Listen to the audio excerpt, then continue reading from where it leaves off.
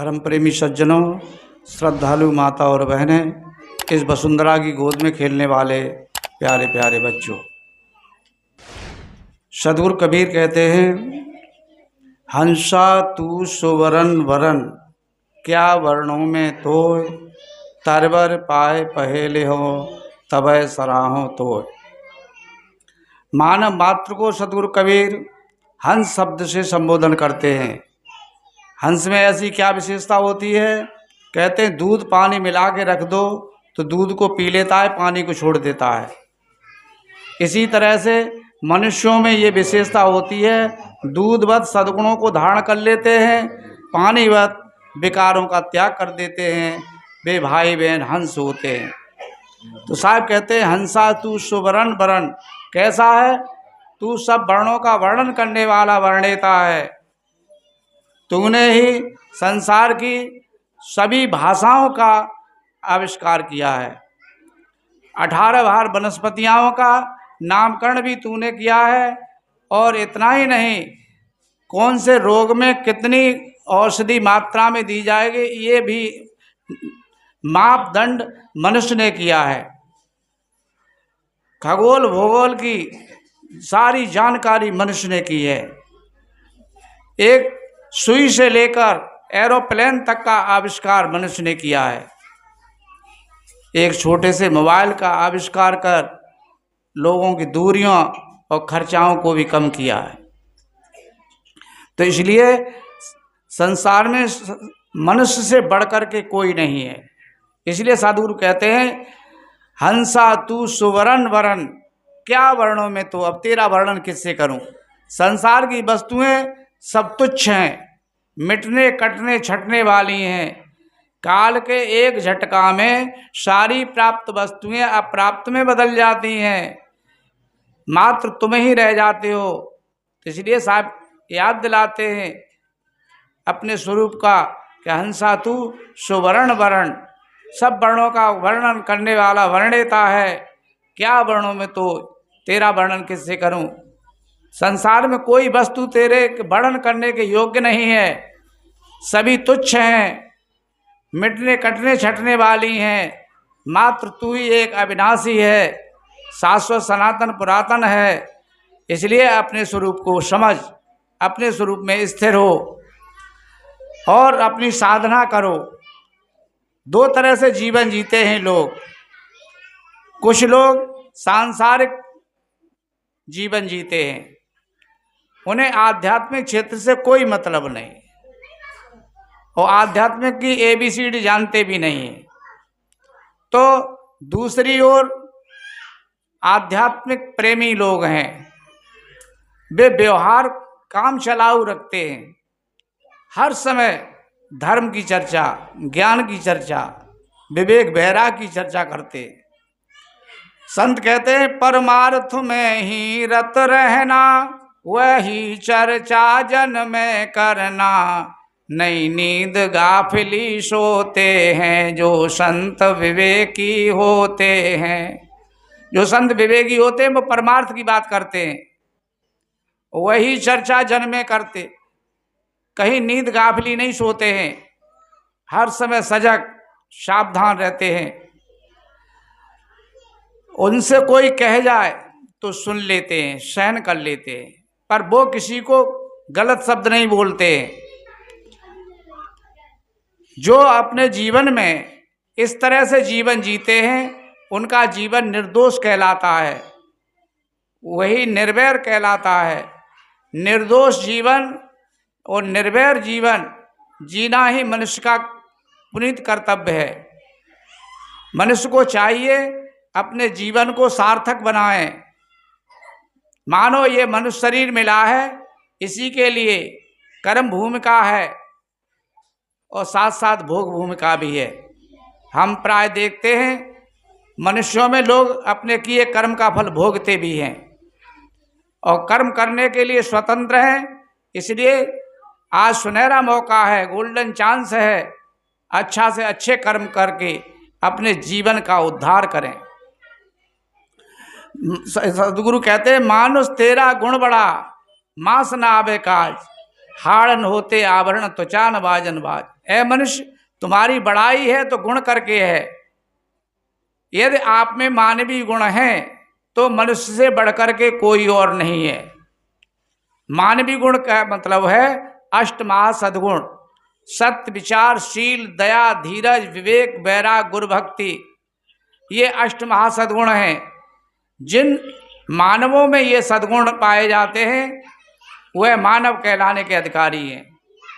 और जिनके पास ये अष्टमहा सद्गुणों में से एक भी सद्गुण नहीं है तो देखने मात्र के मनुष्य हैं। क्यों? साहब कहते मानुष तेरा गुण बड़ा, मांस ना आवे का। शरीर में मांस है वो कोई काम नहीं आता है। हाड़न होते आवरण, हड्डी के कोई आभूषण नहीं बनाए जाते हैं। वो त्वचा न बाजन बाज, इस चमड़ी के, मनुष्य की चमड़ी का न कोई जूता चप्पल बनते हैं न जैकेट वगैरह बनते हैं, जबकि पशुओं के पूरा काम आता है। मांस भी बिकता है, हड्डियों के आभूषण भी बनते हैं और त्वचा के लिए जैकेट, जूता चप्पल भी बनते हैं। बहुत उपयोगी है। मनुष्य से यदि मानवीय गुण नहीं है तो मनुष्य से तो पशु अच्छा है, क्योंकि उसका पूरा सर्वांग काम आता है। और मनुष्य का मात्र केवल गुण ही की विशेषता है। तो मनुष्यों को चाहिए मानवीय गुणों को धारण करें, पहले समझें, सत्संग में रुचि रखें, संतों में प्रेम रखें। या तो संतों के पास जाओ या संतों को बुलाओ, दो रास्ता हैं। जैसे चाहे विद्यालय में जाओ, चाहे अध्यापक को अपने घर पर बुलाओ। घर पर बुलाओगे तो वह ट्यूशन पढ़ाई कहलाती है, और विद्यालय स्कूल में जाएंगे विद्यार्थी, वो साधारण पढ़ाई है, वह भी विशेष पढ़ाई होती है, रेगुलर कहते हैं उसको। तो रेगुलर पढ़ाई करनी ही पड़ती है, और विशेष पढ़ाई करने के लिए फिर ट्यूशन लगाई जाती है। शिक्षा और दीक्षा, जीवन में दो की महती आवश्यकता है। शिक्षा विद्यालय से शिक्षकों से प्राप्त होती है, उससे साक्षर बनते हैं, हमको भाषा का बोध होता है। और दीक्षा संत गुरुजनों से मिलती है, दीक्षा से सुसंस्कारी बनते हैं, आध्यात्मिक बोध प्राप्त होता है, आध्यात्मिक गहराई में आदमी पहुंचते हैं और अपनी रहनी का, गहनी का बोध होता है। रहनी पर सदगुरु कबीर ने प्रकाश डाला है। करनी करे सो पूत हमारा, कथनी करे सो नाती, रहनी रहे सो गुरु हमारा, हम रहनी के साथी। कथनी जबान से होती है, करनी शरीर से होती है, रहनी मन की पवित्र भावना होती है। तो मन की पवित्र भावना विशेष होनी चाहिए। मन आपका भक्ति भाव में, ज्ञान में रमा होना चाहिए, रंगा होना चाहिए। मन न रंगाए रंगाए जोगी कपड़ा। बाहर से कपड़ा पहन लेना साधारण बात है।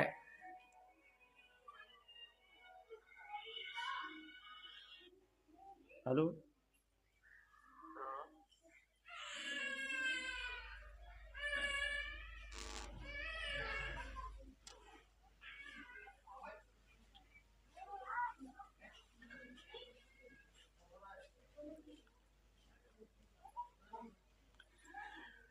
जीवन सुंदर बनाने के लिए, शाश्वत शांति और मुक्ति पाने के लिए मन हमारा ज्ञान में, भक्ति में रंगना चाहिए और उसके अनुरूप वाणी निकलनी चाहिए।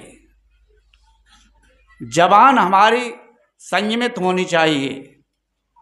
जिनकी जबान सही संयमित है, मन निर्मल है तथा कर्म जिनके भक्ति भावपूर्ण हैं, वे मानव सर्वोच्च होते हैं। इसलिए साहब कहते करनी करे सो पूत हमारा। पुत्रवत, जैसे नज़दीक संबंध होता है, रक्त संबंधी, तो उसकी बात करते हैं जिनकी करनी ठीक होती है।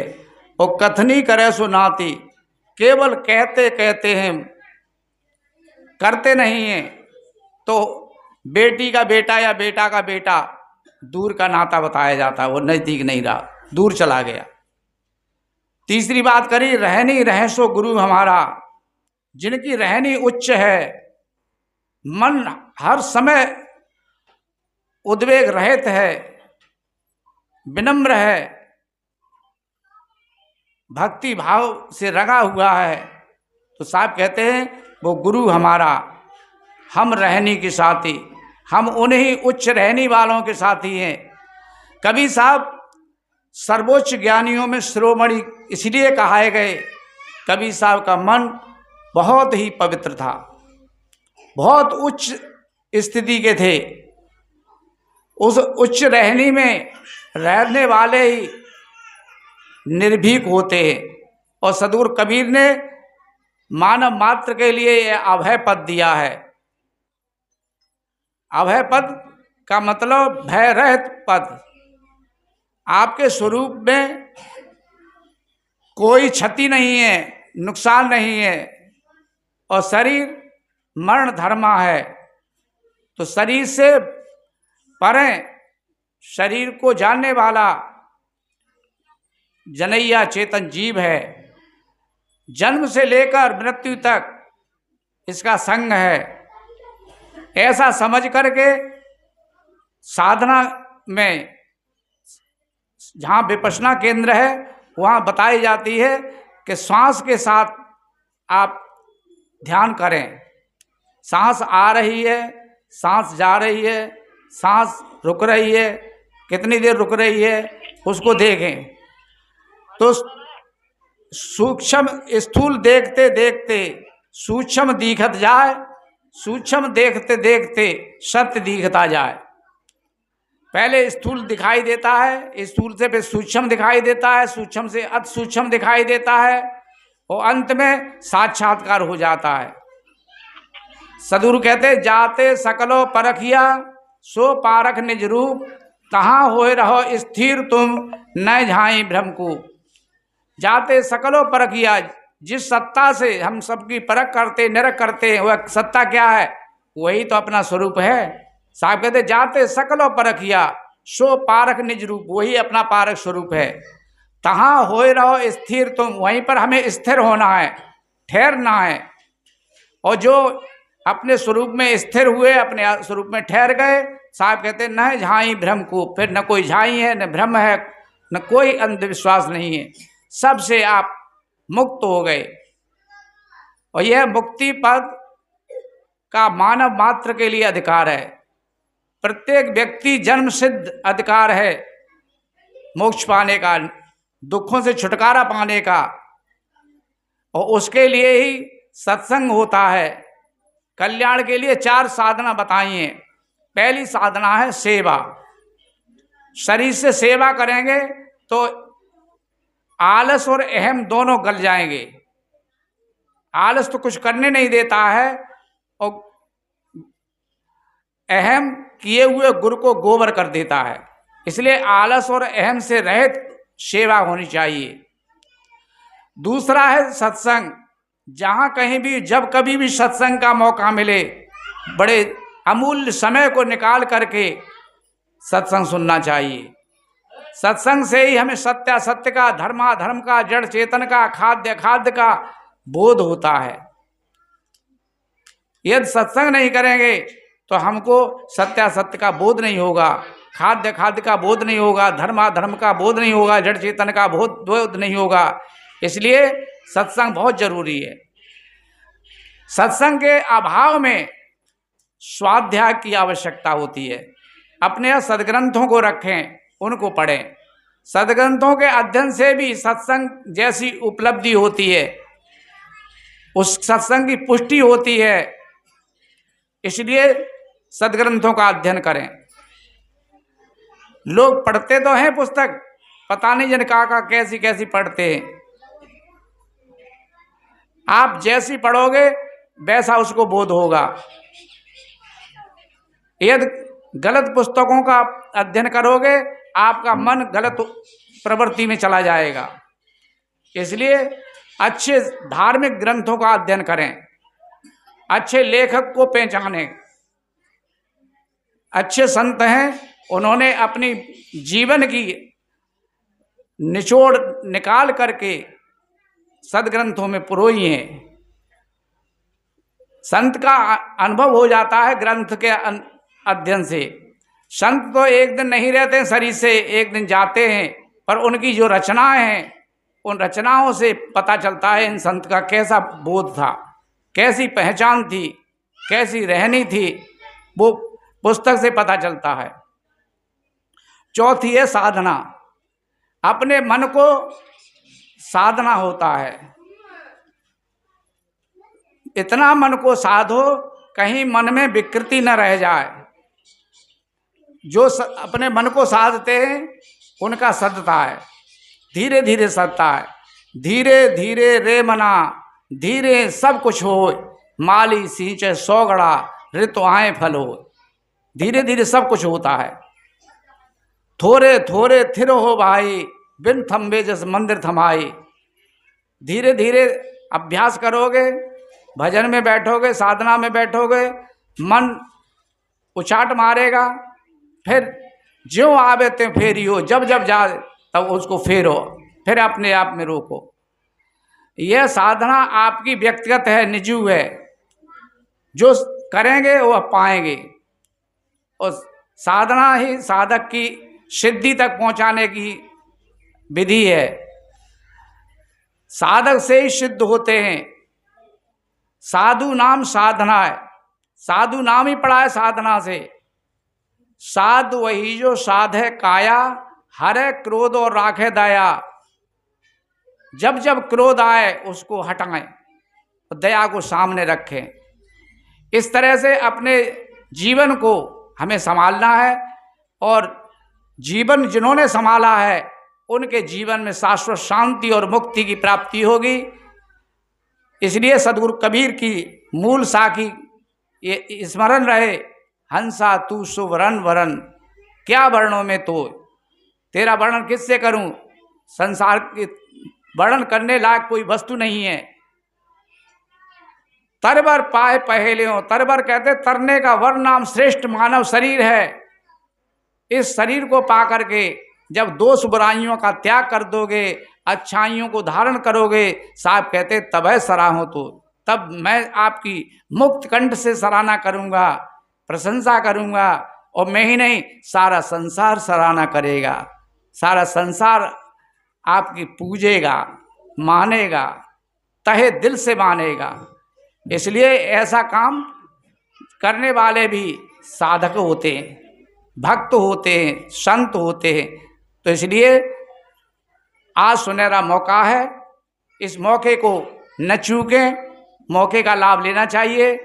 जैसे मौके का प्लाट बिकता है तो लोग खरीद लेते हैं, मौके का खेत बिकता है तो खरीद लेते हैं, मौके की दुकान मिले तो खरीद लेते हैं, मकान मिले तो खरीद लेते हैं। और यदि कल्याण के लिए मौका मिल रहा है तो चूकना नहीं है, जरूर इसको लाभ लेना है। हमने थोड़ी बातें करें, आपने बड़े ध्यान से, प्रेम से, शांति का परिचय देते हुए श्रवण किया है। सदगुरु संत समाज की तरफ से बहुत बहुत धन्यवाद के साथ मंगल कामनाएं प्राप्त हों। बोलिए श्री सदगुरुदेव की जय।